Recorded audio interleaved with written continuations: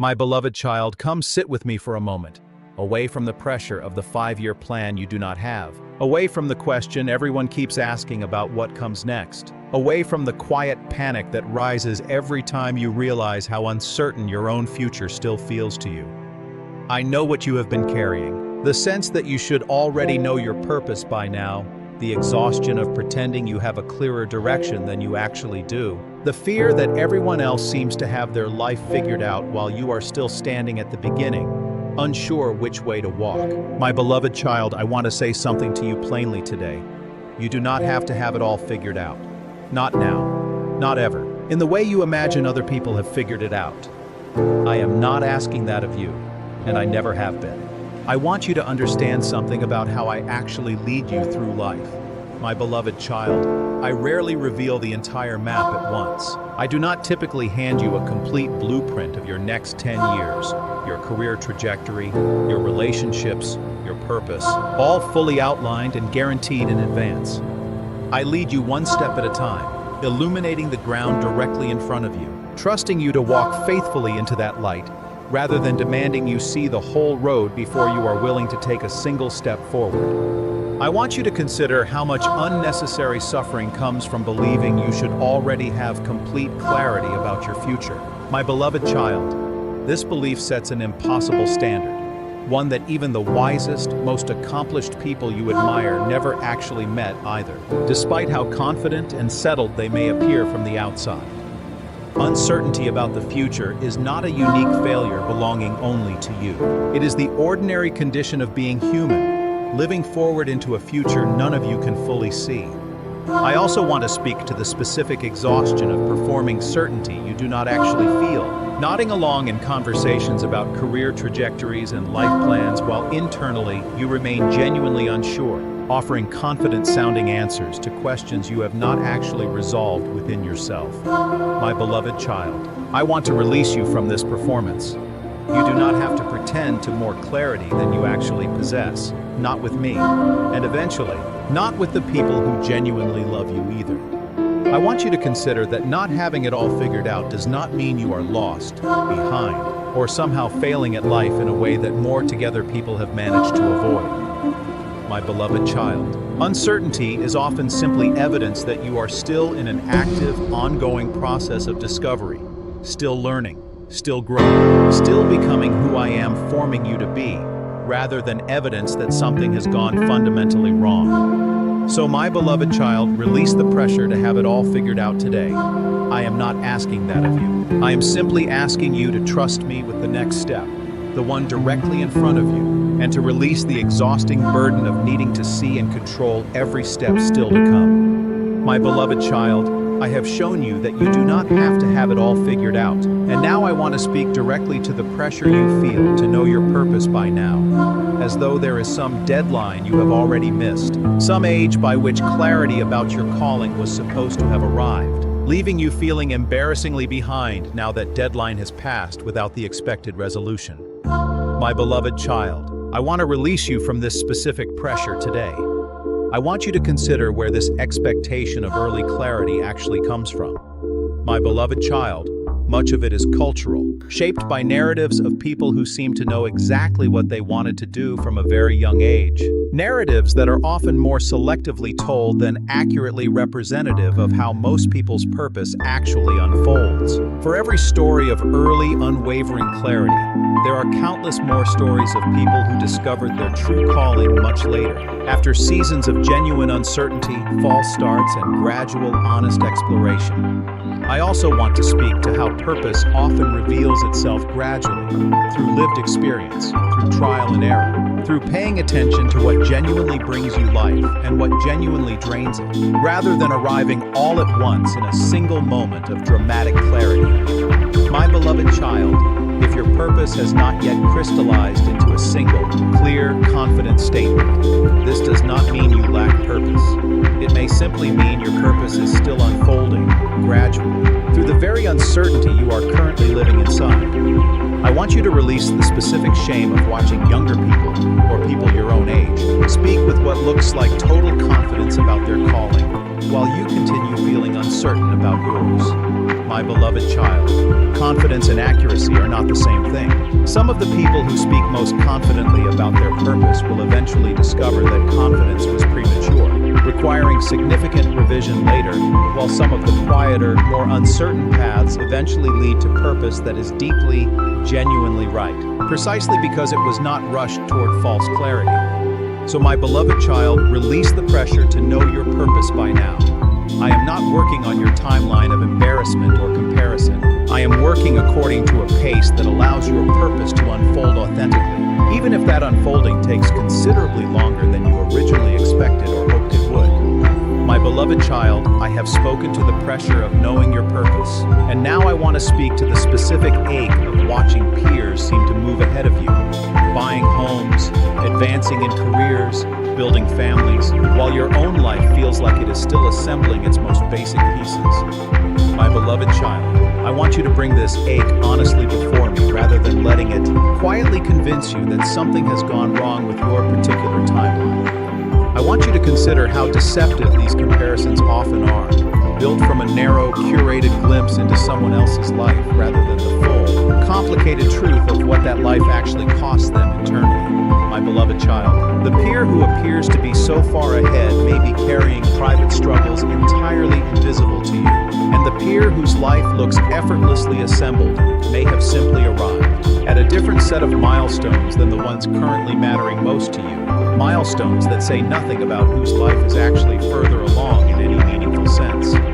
I also want to speak to how differently each life is built, each person carrying different circumstances, different obstacles, different starting points that no side-by-side comparison could ever fairly account for. My beloved child, two people beginning from entirely different starting positions were never going to arrive at the same markers at the same time, and measuring your pace against theirs was never an accurate way to evaluate how your own particular life is actually unfolding. I want you to release the specific fear that being behind in visible milestones means you are behind in the things that actually matter most: character, wisdom, the capacity for genuine love, the quiet growth that often happens invisibly during seasons that look, from the outside, like very little progress at all. My beloved child, I am far more interested in this invisible growth than I am in whether your external milestones match anyone else's particular schedule. So my beloved child, release the comparison to your peers' apparent progress. Your life was never meant to mirror theirs, and the specific pace of your own unfolding, however different it looks from the outside, remains fully known and fully valued by me. My beloved child, I have released you from comparing your pace to others, and now I want to speak to the fear of wasted years, the anxious replaying of choices you wish you had made differently, the job you stayed in too long, the relationship you did not leave sooner, the years you spent pursuing something that ultimately did not lead where you had hoped it would. My beloved child, I want to speak gently but honestly into this particular fear today. I want you to consider that very few seasons, even the ones that felt aimless or misdirected at the time, are actually wasted in the way you fear they were.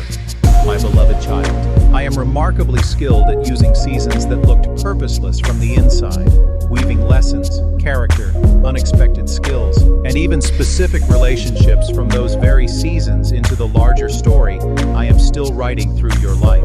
What felt like a detour at the time often becomes, later, an essential part of the path itself. I also want to speak to the specific grief of years you cannot get back, opportunities that closed while you were occupied elsewhere, doors that are simply no longer available to you now the way they once were. My beloved child, I do not want to minimize this genuine loss by rushing past it toward an easy silver lining. Some doors do close permanently, and grieving that closure honestly is allowed, even while I continue working with whatever doors remain genuinely open to you now. I want you to release the belief that a season must produce a specific, visible outcome in order to have been worthwhile. My beloved child, some seasons exist to teach you something essential about yourself, about resilience, about what you actually want. Lessons that were genuinely necessary, even though they did not directly produce the external achievement you may have originally Nothing offered honestly to me is ever completely wasted, even when its usefulness is not immediately visible to you. So my beloved child, release the fear of wasted years. I am able to work with the actual path you have walked, including its detours and delays, weaving all of it toward a purpose that remains available to you now, regardless of how different your route has looked from the one you originally expected to take.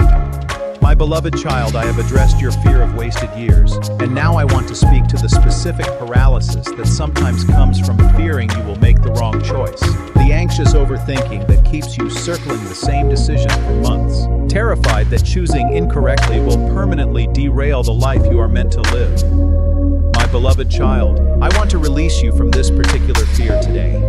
I want you to consider how much of this paralysis rests on a mistaken assumption, the belief that there is exactly one correct path for your life, and that choosing wrongly at any single decision point will permanently move you off of it. My beloved child, I want you to release this rigid picture. I am far more flexible and far more present within your actual decisions than this fear assumes. Many choices that feel enormously consequential in the moment are actually more reversible, more adaptable than the anxious mind tends to believe. I also want to speak to how paralysis itself, the endless deliberation without ever actually choosing, often costs you more than an imperfect decision made honestly and adjusted later would ever cost you. My beloved child, movement, even imperfect movement, usually teaches you more than continued stillness ever could. I can redirect a person who is moving far more easily than I can redirect a person who remains frozen indefinitely, too afraid to choose anything at all. I want you to trust that I am present within your decisions, not only before them, guiding you through unexpected adjustments and course corrections along the way, rather than requiring you to calculate the single perfect choice in advance with no room for error whatsoever. My beloved child, this ongoing presence within your choices, rather than a single decisive act of perfect foresight beforehand, is how I have always actually worked with the people I love. So my beloved child, release the paralysis of fearing the wrong choice. I remain present with you through whatever you choose, capable of redirecting, adjusting, and working with your actual decisions, rather than only with some theoretical, flawless decision you were never actually required to make in the first place.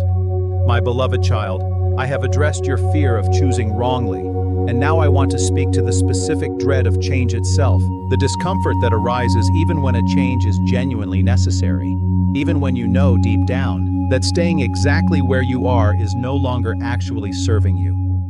My beloved child, I want you to understand why change feels so threatening, and I want to offer you a steadier way of approaching it. I want you to consider that change often feels dangerous, not because the destination is actually worse than where you currently are, but because the in-between space, the uncertain middle where the old has ended but the new has not yet fully begun, feels genuinely disorienting. My beloved child, this disorientation is a normal part of any significant transition, not evidence that the change itself was a mistake. Almost every meaningful transition in your life will pass through this uncomfortable middle before it arrives somewhere better. I also want to speak to the specific fear of losing your footing during this in-between space, worried that without the familiar structure of your old circumstances, you will lose your sense of identity or stability entirely. My beloved child, I want you to trust that your identity was never actually dependent on your circumstances remaining familiar. You remain fully yourself, fully known and loved by me, whether you are standing in familiar territory or navigating the disorienting middle of a genuine transition. I want you to consider that I am present specifically within this uncomfortable middle space, not only waiting for you on the other side of it. My beloved child, some of the deepest growth in your life will happen precisely during these uncertain transitions, not despite the discomfort, but often because of it, as old patterns are questioned and new capacities are gradually developed in response to genuinely unfamiliar circumstances. So my beloved child, release the dread of change itself. The discomfort of transition is not evidence that something has gone wrong. It is simply the ordinary texture of moving from one season into another. And I remain fully present with you throughout that uncomfortable middle, not only once you have safely arrived somewhere more familiar again. My beloved child, I have spoken to your dread of change, and now I want to speak to the specific anxiety surrounding money. The quiet fear that keeps you awake some nights, calculating and recalculating whether you will actually have enough, whether this particular expense will tip things into genuine crisis, whether the financial stability everyone else seems to possess will ever actually become available to you. My beloved child, I want you to bring this fear honestly to me rather than carrying it entirely alone. I want you to consider how deeply this particular fear can distort your daily experience, coloring ordinary decisions with an anxiety disproportionate to the actual stakes involved, making even small purchases feel weighted with existential dread rather than simple, ordinary decision-making. My beloved child, I do not want financial anxiety to steal this much of your daily peace, even while I recognize that the underlying financial pressures themselves are often genuinely real and deserving of practical attention. I also want to speak to the specific shame some of you feel around financial struggle, as though your current circumstances reflect some deep personal failure, rather than the result of complicated economic realities, unexpected setbacks, or simply the ordinary difficulty of building financial stability in a world that does not always make this easy. My beloved child, I want you to release this shame. Financial struggle is not evidence of moral failure, and I do not evaluate your worth by the size of your bank account. I want you to bring your specific financial fears honestly before me, the bills you are worried about, the uncertainty about your income, the specific number that keeps you awake at night, trusting that I am aware of these details and genuinely present within them, even when I do not resolve them as quickly or as dramatically as you might wish. My beloved child, provision has often looked, throughout history, less like sudden abundance and more like sufficient grace for each particular day, and I want you to trust me with your daily needs even while long-term security remains uncertain. So my beloved child, bring your financial anxiety honestly to me. I see the specific numbers, the specific fears, and I remain present with you in the practical, ordinary work of building stability, one day and one decision at a time, without requiring you to carry this weight in isolation. My beloved child, I have addressed financial anxiety, and now I want to speak to the specific ache of still being single when you had once assumed this season of your life would already look different. The quiet grief of weddings you attend as a guest rather than a participant. The family gatherings where the question about your relationship status arrives yet again, delivered without any awareness of how heavy that particular question has become for you. My beloved child, I want you to bring this specific ache honestly before me today. I want you to consider how much unhelpful pressure surrounds this particular kind of waiting. Cultural narratives that treat singleness as an incomplete state, rather than as a genuinely full season capable of its own meaning, purpose, and even its own particular joys. My beloved child, I do not want you to spend this season of your life waiting anxiously for it to be over, treating your current circumstances as a mere placeholder before your real life supposedly begins with someone else's arrival into it. I also want to speak to the specific loneliness that can accompany this waiting, especially in seasons when it feels like everyone around you has already moved into the next chapter you are still hoping for.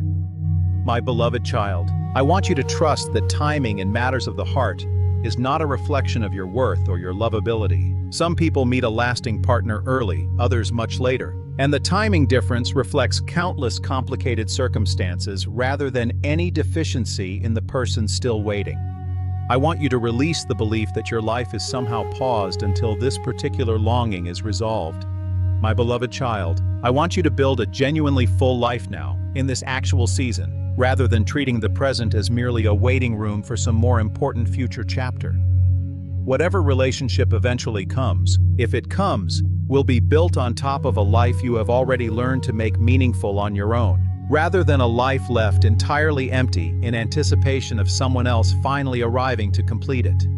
So my beloved child, bring your ache about singleness honestly to me, trusting that this season, however different it looks from what you once expected, remains genuinely full of purpose and possibility, and that I am fully present with you in building a meaningful life now, regardless of what the future does or does not eventually bring. My beloved child, I have spoken to the ache of singleness, And now I want to speak to the specific doubt that creeps in about your career. The quiet suspicion that you have built years of experience in the wrong direction entirely. That the skills you have carefully developed do not actually align with who you truly are. That somewhere along the way you drifted into a professional path chosen more by circumstance than by genuine calling.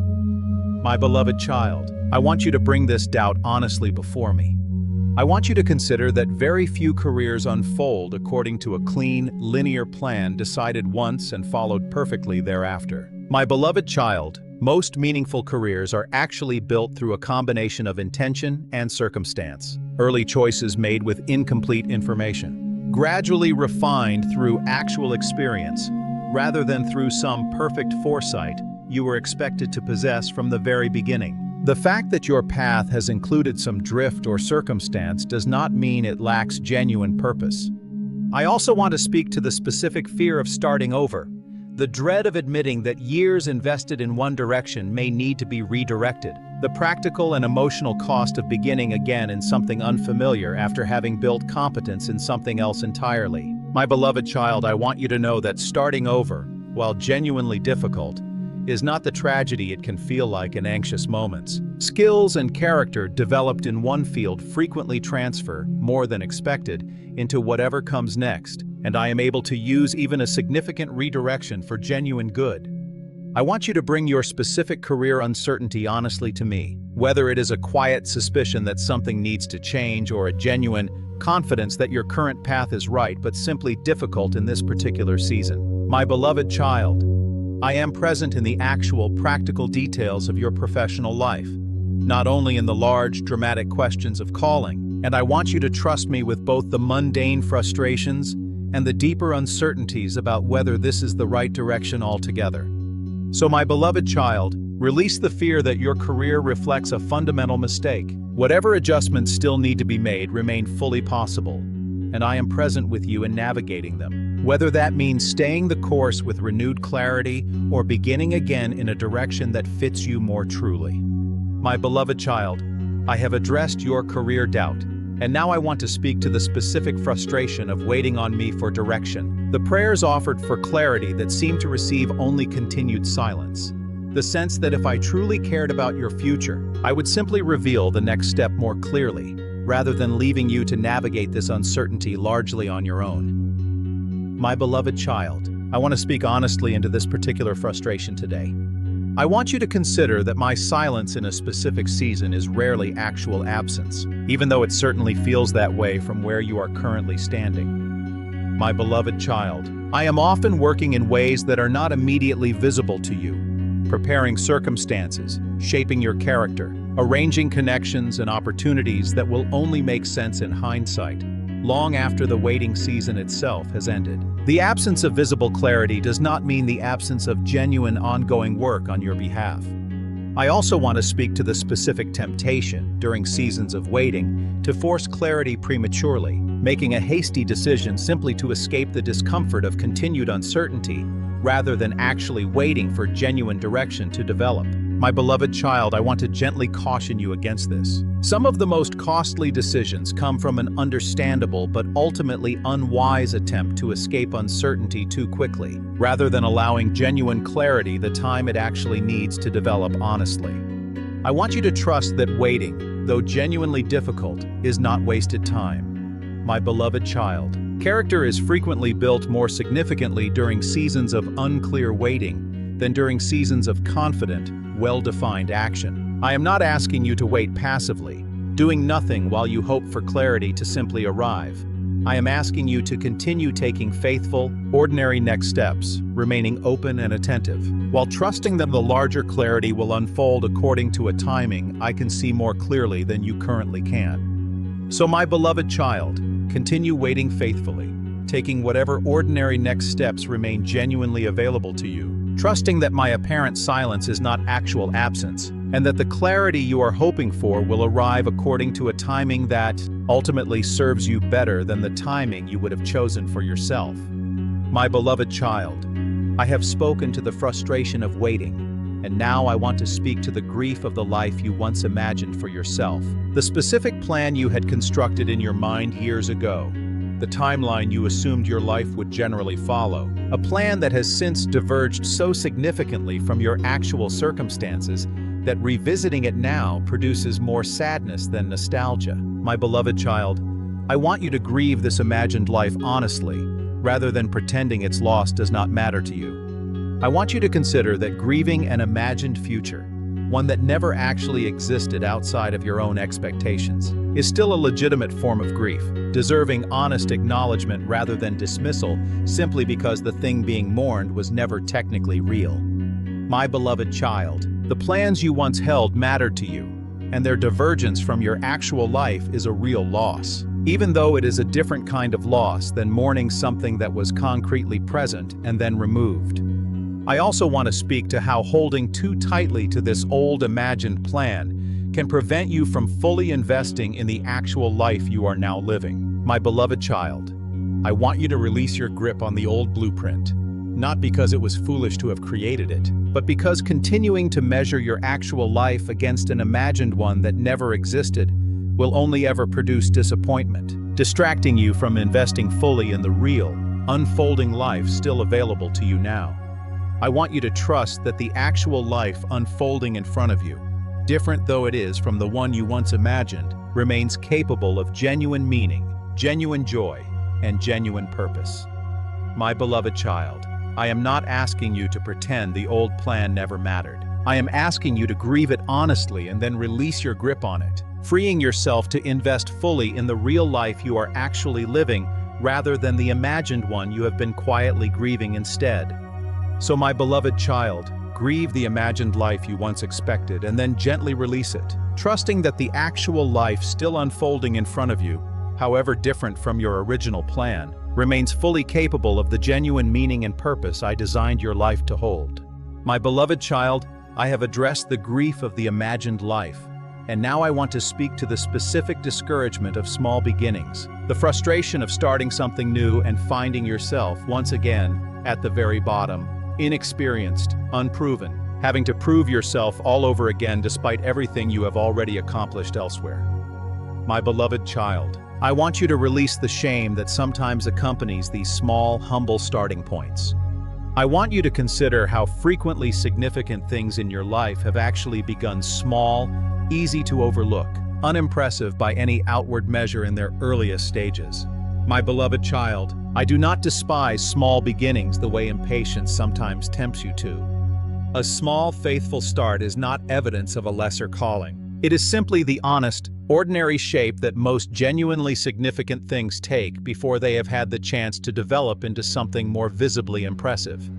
I also want to speak to the specific comparison that makes small beginnings feel so much harder. Watching others who appear to have skipped this humbling early stage entirely, arriving already established, rather than having to build patiently from nothing, the way you currently find yourself doing.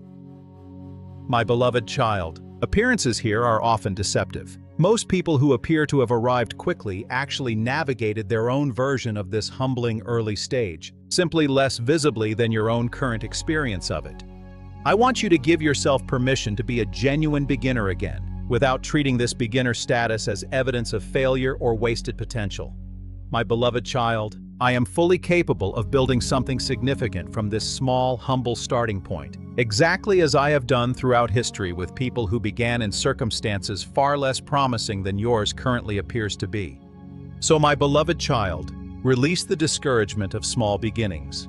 I do not measure the value of a start by how impressive it currently looks. I measure it by the faithfulness with which you continue showing up, one small, ordinary step at a time, trusting me with whatever this beginning eventually becomes. My beloved child, I have spoken to the discouragement of small beginnings, and now I want to speak to the specific fear of missing my will entirely, the anxious worry that somewhere along the way, through some overlooked sign or misread circumstance, you have already wandered permanently off the path I intended for you, with no way of finding your way back to whatever you were originally meant to become. My beloved child, I want to release you from this particular fear today. I want you to consider how this fear often rests on a mistaken picture of how I actually guide you, imagining a single, narrow, precisely defined path that you must locate exactly, and follow without any deviation, with disaster awaiting the smallest misstep along the way. My beloved child, I want to offer you a different picture. I am far more present, adaptable, and involved in your actual, unfolding decisions than this rigid picture allows, capable of working meaningfully with the path you are actually on, rather than only with some theoretical, perfect path you fear you may have already missed. I also want to speak to the exhausting hypervigilance this fear tends to produce, scrutinizing every decision for hidden significance, terrified that an ordinary choice might secretly represent the fork where everything went permanently wrong. My beloved child, I do not want you living with this level of anxious scrutiny over every decision. I am not a distant examiner waiting to catch you in a single disqualifying mistake. I am a present, engaged companion, working continuously with the actual choices you make, adjusting and redirecting as genuinely needed along the way. I want you to trust that it is far harder to permanently miss my purpose for your life than this fear suggests. My beloved child, I am deeply committed to working with you, not simply watching from a distance to see whether you correctly locate a narrow path on your own. Even choices that turn out in hindsight to have been mistaken are not disqualifying. I remain fully capable of redirecting you forward from wherever you actually are, rather than only from some theoretical, correct location you fear you have already missed. So my beloved child, release the fear of having permanently missed my will. I am present and active in your actual life, right now, exactly where you currently stand, fully capable of continuing to guide you forward from here, regardless of whichever previous decisions you are currently second-guessing. My beloved child, I have released you from the fear of missing my will, and now I want to speak to the specific pressure of feeling like time is running out, the anxious awareness of birthdays accumulating, the sense that whatever you are meant to accomplish needs to happen soon, before some invisible deadline quietly closes the window on possibilities that once felt wide open. My beloved child, I want you to release this particular pressure today. I want you to consider how much of this urgency comes from cultural narratives around age and achievement, rather than from any actual, accurate assessment of what remains genuinely possible for you. My beloved child, meaningful accomplishment, meaningful change, meaningful new beginnings are available to you at far more ages than these cultural narratives typically suggest. Some of the most significant developments in a person's life unfold in seasons that these narratives would have already written off as too late. I also want to speak to the specific grief of feeling like you have already missed certain windows, opportunities that genuinely were tied to a particular age or season, and are simply no longer available to you now. My beloved child, I do not want to dismiss this grief where it is genuinely warranted. Some windows do close, but I want you to trust that new windows continue opening throughout your entire life. And the closing of one particular opportunity does not mean every future opportunity has closed alongside it. I want you to release the anxious countdown mentality that treats your remaining years as a shrinking, threatening resource rather than as an ongoing gift still unfolding. My beloved child, I am not asking you to rush frantically toward accomplishment before some arbitrary deadline. I am asking you to live faithfully in the actual time you have, trusting that meaningful purpose remains available to you in whatever season you currently find yourself in, at whatever age you currently are. So my beloved child, release the pressure of a closing window. Time remains a genuine gift, not a countdown toward irrelevance, and I remain fully capable of doing meaningful work through you at every age and stage of your life still ahead. My beloved child, I have addressed the fear of a closing window, and now I want to speak to the specific temptation to dismiss ordinary faithfulness as unimportant, the quiet belief that showing up honestly for small, unremarkable responsibilities does not really count as meaningful, unless it eventually leads somewhere visibly significant. My beloved child, I want to correct this belief plainly today. Ordinary faithfulness matters, even when, especially when, it never becomes visible to anyone but you and me. I want you to consider how much of a genuinely meaningful life is actually built from these unremarkable moments. The difficult conversation handled with integrity, the honest effort given to a task no one else will ever notice, the quiet decision to keep a promise even when breaking it would have been more convenient and equally unnoticed. My beloved child, These moments are not merely preparation for some future, more significant chapter. They are themselves significant, forming your character in ways that matter regardless of whether they ever produce a visible public outcome. I also want to speak to the specific discouragement of feeling invisible in your faithfulness, wondering whether anyone actually notices the integrity you have quietly maintained, the effort you have consistently given, in circumstances that will likely never earn you any recognition at all. My beloved child, I notice. Every quiet act of integrity, every unremarkable moment of faithfulness is fully seen by me, even when it remains completely invisible to everyone else around you. I want you to release the belief that your life only truly matters once it becomes visibly significant to other people. My beloved child, some of the most valuable lives ever lived were composed almost entirely of ordinary faithfulness, unnoticed by history, fully known and fully valued by me. I want you to find genuine meaning in your current ordinary faithfulness. Rather than treating it as a mere placeholder for some more significant chapter, you are still waiting to arrive. So my beloved child, embrace the value of ordinary faithfulness today. It matters, fully, completely, regardless of whether it ever becomes visible to anyone beyond the two of us. And I want you to trust that this quiet, unremarkable consistency is building something genuinely significant. Even in the seasons it does not feel that way. My beloved child, I have spoken to the value of ordinary faithfulness, and now I want to speak to the specific jealousy that arises when you encounter someone who genuinely does seem to possess the clarity you are still waiting for, speaking about their calling with a confidence and specificity that makes your own uncertainty feel even more pronounced by comparison. My beloved child, I want you to bring this particular jealousy honestly before me rather than allowing it to quietly curdle into resentment. I want you to consider that this jealousy, uncomfortable as it is, often reveals an honest longing worth paying attention to, a genuine desire for the clarity and confidence you are witnessing in someone else.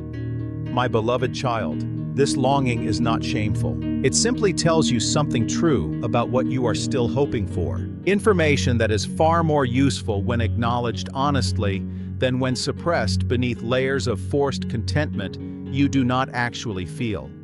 I also want to speak to how this comparison can distort your perception of the other person's actual journey, assuming their clarity arrived easily, without the same struggle and uncertainty you are currently experiencing. My beloved child, very few people arrive at genuine clarity without their own significant season of uncertainty first. Their current confidence likely emerged from a process not entirely unlike the one you are still walking through now, even if that earlier struggle is no longer visible to you. I want you to bring your jealousy honestly to me, naming the specific clarity you long for, trusting that I hear this longing and remain actively at work developing your own particular clarity, even while it continues to feel, for now, less resolved than what you are currently observing in someone else. So my beloved child, release the shame of feeling jealous towards someone else's apparent clarity. Use this feeling honestly, as useful information about your own longing, bringing it directly to me rather than allowing it to distance you from someone whose journey toward clarity was likely far more similar to your own than it currently appears. My beloved child, I have addressed jealousy toward others' clarity, and now I want to speak to the specific fear surrounding your own ambition. The worry that wanting more, wanting to build something significant, wanting genuine impact and influence, might somehow be selfish or spiritually inappropriate, a desire you should suppress rather than honestly pursue. My beloved child, I want to speak plainly into this fear today.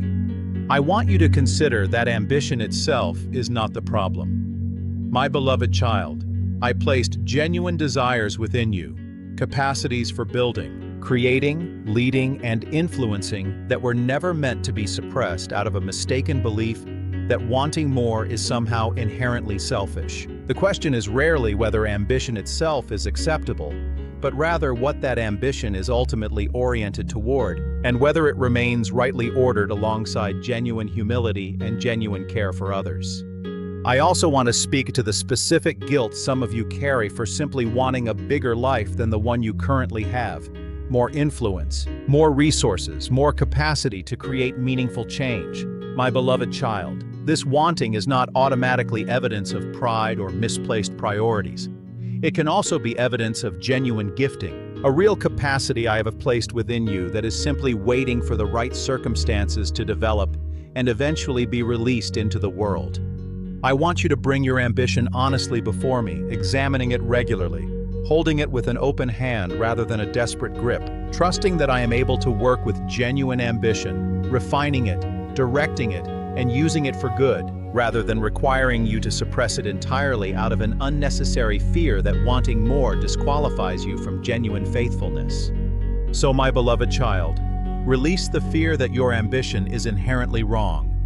Bring it honestly before me, allow me to shape and refine it, and trust that the genuine desire for a significant, impactful life can coexist faithfully alongside humility, patience, and genuine care for the people around you. My beloved child, I have addressed the fear surrounding ambition, and now I want to speak to the specific exhaustion of burnout, the particular fatigue that comes from chasing a future so relentlessly that you have forgotten how to simply exist in the present moment without constantly striving toward what comes next. My beloved child, I want you to notice this exhaustion honestly, rather than continuing to push through it as though rest were a luxury you have not yet earned. I want you to consider how easily the pursuit of purpose can quietly become an idol, a relentless striving that never actually rests, always reaching toward the next accomplishment, the next milestone, the next piece of evidence that your life finally matters enough. My beloved child, this kind of striving, however well-intentioned, eventually produces burnout rather than the security it seems to promise, because no amount of future accomplishment was ever actually designed to satisfy the deeper need driving it. I also want to speak to the specific fear that rest will cause you to fall behind, that pausing even briefly means someone else will seize the opportunity meant for you, that the future you are chasing requires constant, unbroken effort in order to remain within reach. My beloved child, I want to correct this fear. Genuine rest does not disqualify you from your purpose. It actually restores the capacity you need in order to pursue that purpose sustainably, rather than burning out partway through the very calling you are working so hard to fulfill. I want you to give yourself permission to rest without needing to justify that rest through future productivity. My beloved child, I designed rhythms of rest into creation itself, not as an afterthought, but as a genuine necessity. And I want you to trust that honoring this rhythm will not derail your purpose, but will actually sustain it, allowing you to walk this path for the long term, rather than collapsing partway through it from unrelenting exhaustion. So, my beloved child, release the belief that constant striving is required in order to secure your future. Rest is not a betrayal of your purpose. It is part of how that purpose is meant to be sustained, and I invite you to receive it freely, without guilt, as often as your current season genuinely requires. My beloved child, I have spoken to the exhaustion of burnout, and now I want to speak to the specific fear surrounding your health, the uncertainty of an unresolved diagnosis, the anxiety of a body that no longer feels as reliable as it once did, the quiet dread that physical limitations might permanently alter what you are still able to accomplish in the years ahead. My beloved child, I want you to bring this fear honestly before me today. I want you to consider that physical limitation, while genuinely difficult, does not disqualify you from a meaningful, purposeful life. My beloved child, some of the most significant contributions throughout history have come from people navigating real physical constraints, discovering forms of purpose and impact that did not require the same physical capacity that an unlimited body might have allowed. Limitation often redirects purpose rather than eliminating it entirely. I also want to speak to the specific grief of adjusting your expectations, releasing plans that assumed a level of physical capacity you may no longer reliably have, learning to build a meaningful life within genuinely new constraints rather than continuing to measure yourself against a version of your body that no longer accurately reflects your current reality. My beloved child, I want you to grieve this adjustment honestly, rather than forcing yourself to feel grateful for a limitation before you have actually had the chance to mourn what it has cost you. I want you to trust that I remain fully present with you in this uncertainty, whether your health resolves favorably or requires ongoing adaptation. My beloved child, My presence and my ability to work meaningfully through your life were never contingent on your body operating at full, unrestricted capacity. I am able to accomplish genuine purpose through you in whatever physical condition you find yourself in, and I remain close to you through every appointment, every uncertain test result, and every adjustment this season requires. So, my beloved child, bring your health-related fears honestly before me. Whatever your body's current limitations, your purpose remains genuinely intact, and I am present with you in navigating whatever adjustments this season of uncertainty requires. My beloved child, as I bring this letter to a close, I want to return to where we began. You do not have to have it all figured out. My beloved child, the uncertainty you have been carrying about your future, your purpose, your timeline, your health, your relationships, your career, none of it disqualifies you from a genuinely meaningful life. I am not asking for premature clarity. I am asking for continued trust, one uncertain day at a time. I want you to release the exhausting comparison to other people's apparent progress, the shame of small beginnings, the fear of wasted years, the paralysis of choosing wrongly, and the relentless pressure of a closing window. My beloved child, all of these fears rest on a picture of me that is smaller and less present than who I actually am. I am fully engaged in your unfolding story, capable of working meaningfully with your actual circumstances, redirecting and refining as genuinely needed, rather than requiring you to arrive at some flawless, fully clear plan before I am willing to work with you at all. So, my beloved child, walk forward from here, trusting me with the next step, and only the next step, releasing your grip on every step still to come. Your purpose is not lost simply because it remains unclear today. I am with you in the unfolding, patient present, and fully committed to the particular story I am still writing through your life, however long that unfolding genuinely takes.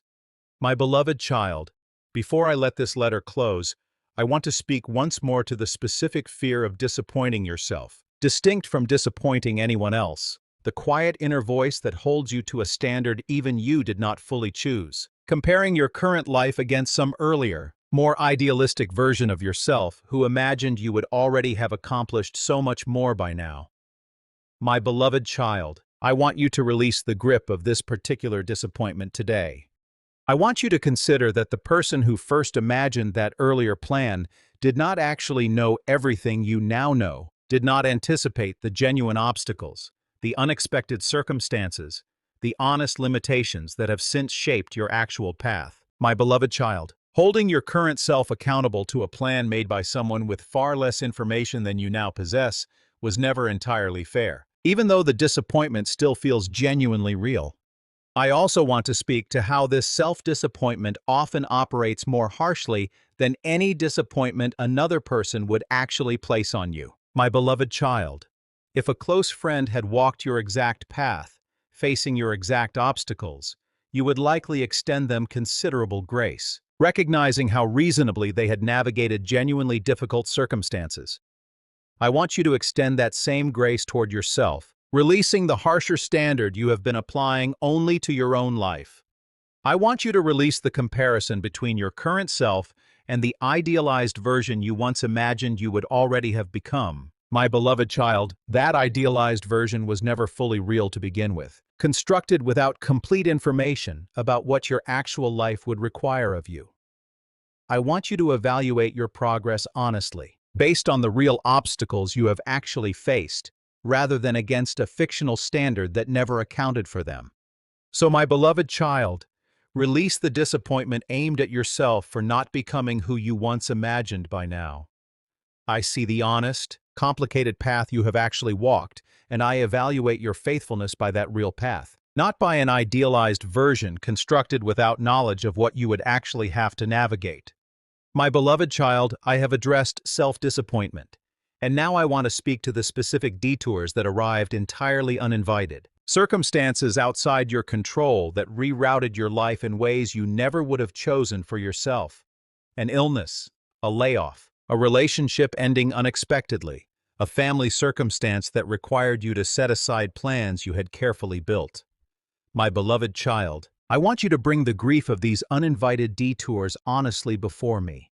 I want you to consider that these detours, however unwelcome, are not evidence that your life has permanently derailed. My beloved child, I am remarkably capable of continuing to work meaningfully with a life that has been genuinely rerouted, weaving even unwelcome circumstances into a story that remains purposeful, even though the specific shape of that purpose now looks considerably different than what you had originally planned. I also want to speak to the specific anger that sometimes accompanies these uninvited detours, frustration at circumstances entirely outside your control, at people whose choices reshaped your life without your consent, at a world that does not always operate fairly or predictably. My beloved child, this anger is allowed. I do not require you to immediately locate a silver lining in circumstances that were genuinely difficult and genuinely unchosen. I want you to trust that I remain present with you specifically within these uninvited detours, not only on the other side of them once things have settled into a new, more comfortable normal. My beloved child, some of the deepest character growth and some of the most significant redirections toward genuine purpose happen precisely within these unwelcome detours, even though recognizing this often only becomes possible much later, in hindsight, long after the detour itself has stopped feeling quite so disorienting. So, my beloved child, bring the grief and anger of your uninvited detours honestly before me. Your life has not derailed simply because it has been rerouted in ways you never chose. I remain fully present and fully capable of weaving even this unexpected chapter into a purpose that continues to genuinely matter. My beloved child, as I close this letter fully, I want to leave you with one final image. Picture a long road, stretching further than you can currently see, disappearing gradually into a horizon obscured by distance rather than by darkness. My beloved child, you are not meant to see the entire road today. You are only meant to walk the next visible stretch, trusting that I am walking directly beside you, illuminating enough ground for the step you are actually facing right now. I want you to release one final time the exhausting demand that you must see the whole road before taking a single step forward. My beloved child, this demand was never mine. It was one you placed on yourself, absorbed from a world that often confuses confidence with certainty, achievement with worth, and a fully mapped future with a meaningful one. None of these equations were ever actually true. So, my beloved child, walk forward today, trusting the next visible step rather than demanding the entire road. Your purpose remains genuinely secure, unfolding according to a timeline only I can fully see, and I remain beside you, patient and present, for however long this particular unfolding actually takes. My beloved child, as I close this letter fully, I want to leave you with one final image. Picture a long road, stretching further than you can currently see, disappearing gradually into a horizon obscured by distance rather than by darkness. My beloved child, you are not meant to see the entire road today. You are only meant to walk the next visible stretch, trusting that I am walking directly beside you, illuminating enough ground for the step you are actually facing right now. I want you to release one final time the exhausting demand that you must see the whole road before taking a single step forward. My beloved child, this demand was never mine. It was one you placed on yourself, absorbed from a world that often confuses confidence with certainty, achievement with worth, and a fully mapped future with a meaningful one. None of these equations were ever actually true. So, my beloved child, walk forward today, trusting the next visible step rather than demanding the entire road.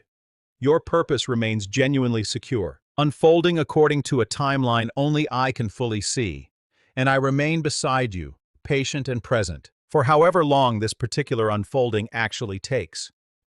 Ear continuation, TXT.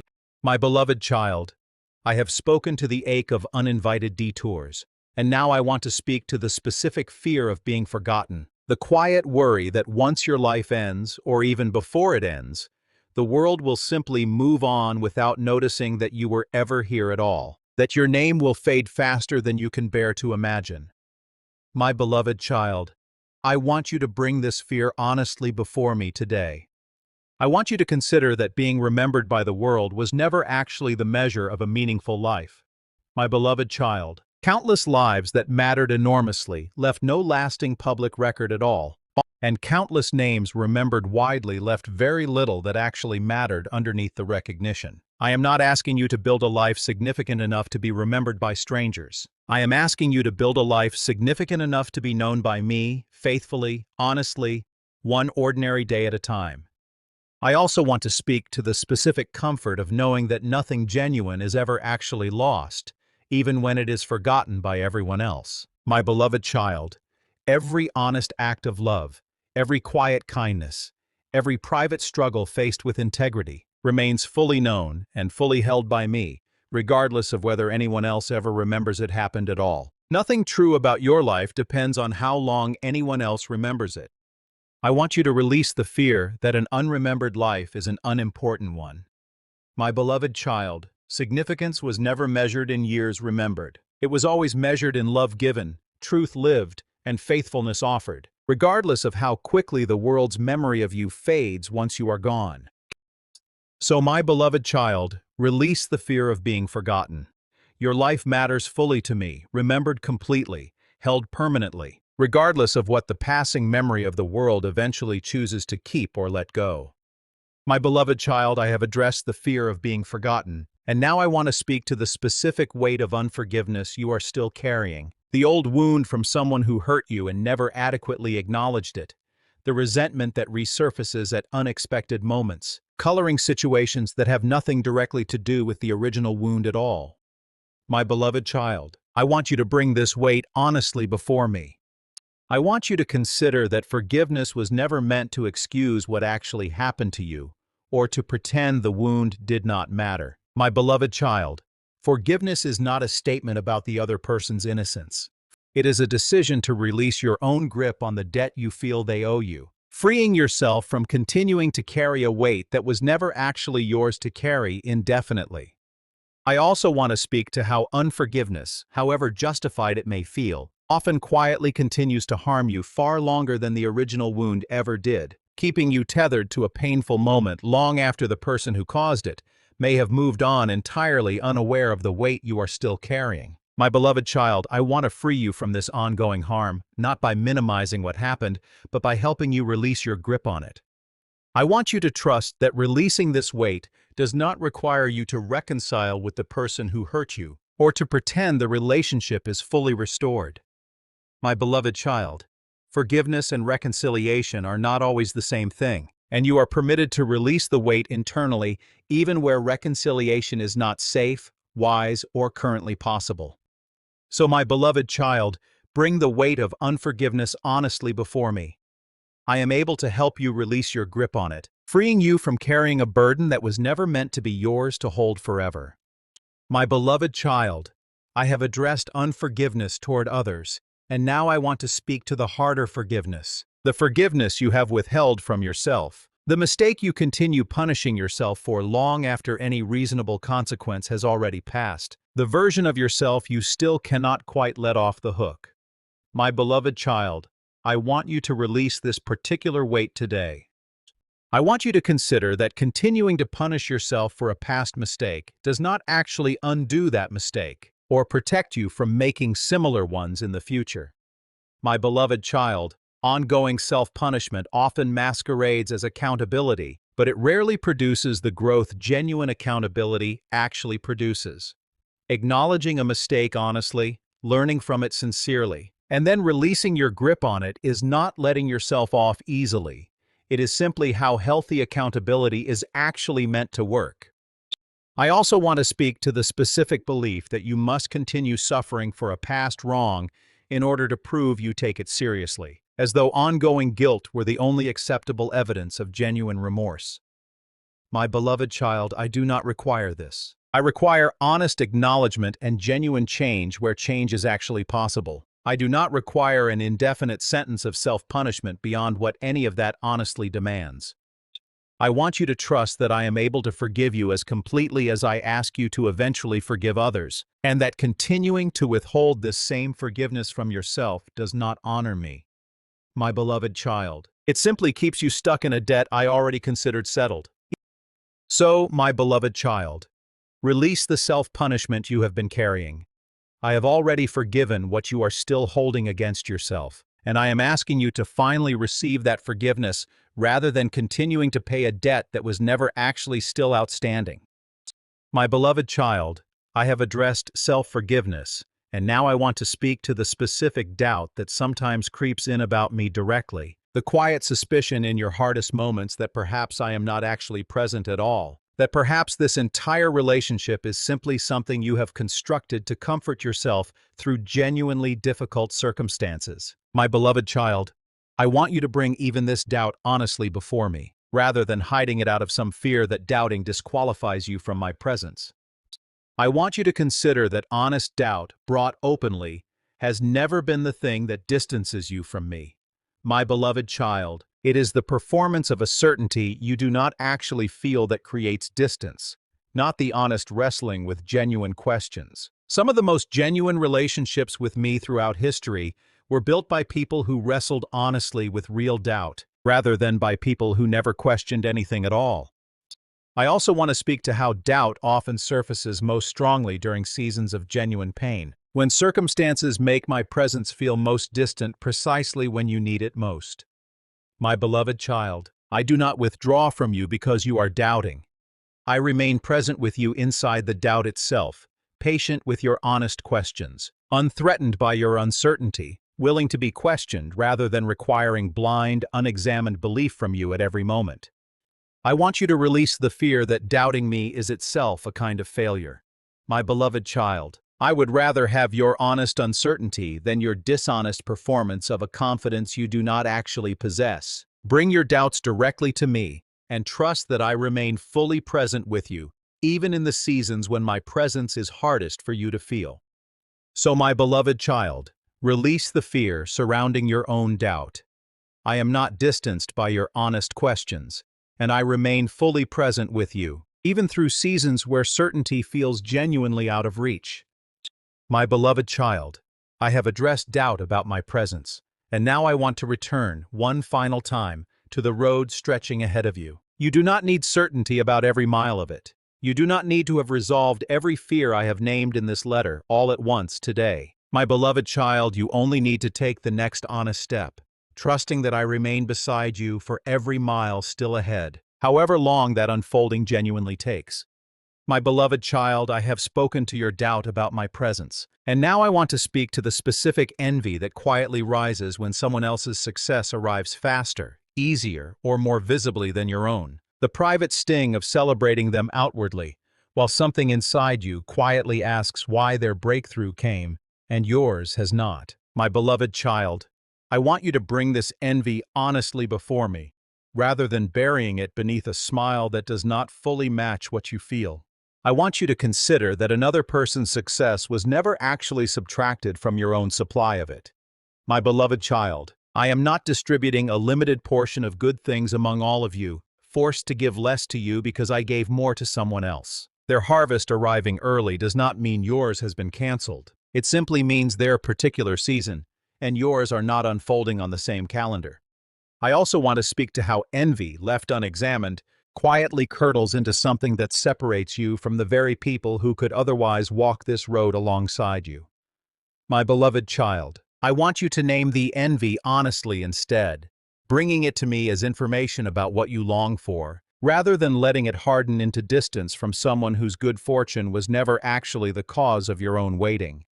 I want you to release the belief that someone else's timeline reaching fulfillment first says anything definitive about whether yours ever will. My beloved child, I am still writing your particular story on its own particular schedule, and no one else's chapter arriving sooner changes what I still intend to do in yours. So, my beloved child, release the sting of envy toward another's success. Bring it honestly to me instead, and trust that your own unfolding remains fully intact, regardless of whose harvest appears to be arriving before your own. My beloved child, I have addressed envy toward others' success, and now I want to speak to the quieter fear hiding underneath your ambition. Not the fear of failing, but the fear of succeeding and discovering it does not satisfy you the way you assumed it would. The fear that you might climb the entire mountain only to find the view was never actually the thing you were truly searching for. My beloved child, I want you to bring this fear honestly before me today. I want you to consider that this fear, uncomfortable as it is, often carries a genuine wisdom worth listening to rather than dismissing. My beloved child, achievement was never designed to satisfy the deepest places in you. It can bring real, legitimate joy, but it was never meant to carry the full weight of your sense of worth or belonging. That weight was always meant to rest somewhere steadier than any accomplishment could ever provide. I also want to speak to how this fear can quietly stall you before you even begin, tempting you to abandon genuine ambition altogether, rather than risk discovering its limits. My beloved child, I am not asking you to stop pursuing meaningful things because they cannot ultimately satisfy you completely. I am asking you to pursue them with open hands, receiving whatever good they bring without demanding they carry more weight than they were ever built to hold. I want you to trust that your worth was settled before any success arrived and will remain settled regardless of what any future success does or does not deliver. My beloved child, climb the mountain if it is genuinely yours to climb. Just do not mistake the view for the thing you were actually looking for all along. So, my beloved child, release the fear hiding beneath your ambition. Pursue what is genuinely yours to pursue, trusting that your worth was never dependent on what waits at the summit, and that I remain the steadier ground beneath whatever you do or do not eventually achieve. My beloved child, as I close this letter one final time, I want to speak plainly to the question of what happens after all your years here eventually end. The quiet awareness beneath everything else in this letter that your time is genuinely finite. That every fear I have named is being carried by someone who will not walk this particular road forever. My beloved child, I do not want you to fear this ending the way the world has taught you to. I want you to consider that a finite life was never a flaw in the design. My beloved child, it is what gives each ordinary day its actual weight, each small faithfulness its actual meaning, rather than an infinite, weightless stretch of time in which nothing you did today would ever truly matter. Your life is not diminished by its ending. It is given shape by it. I also want to speak to what remains true on the other side of that ending. For those who have walked honestly with me through every uncertain season, this letter has named. My beloved child, I remain present beyond the boundary you cannot yet see past. And the story I have been writing through your uncertainty, your waiting, your detours, and your ordinary faithfulness does not simply stop there. It continues, held fully by me. So, my beloved child, walk forward without fearing the ending. Your finite days are not a cruelty. They are the shape your particular story was given, and I remain with you through every one of them and beyond them, patient, present, and unwilling to leave you now that we have come this far together.